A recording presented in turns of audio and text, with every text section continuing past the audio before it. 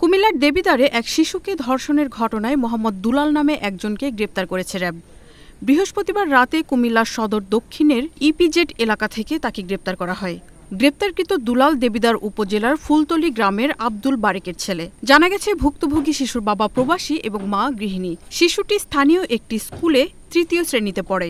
গত বছরের ২৪ ডিসেম্বর ঘটনার দিন ওই শিশুটি বাড়ির পাশের বিলে ছাগল চড়াতে যায়।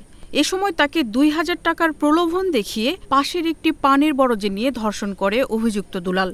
পরে ভিকটিমের মা পানের বরজ থেকে মেয়েকে উদ্ধার করে বাড়ি নিয়ে আসেন। শারীরিক অবস্থার অবনতি হলে শিশুটিকে হাসপাতালে নেওয়া হয়। পরে মা বাদী হয়ে থানায় মামলা দায়ের করেন। তখন থেকে পলাতক ছিল অভিযুক্ত দুলাল।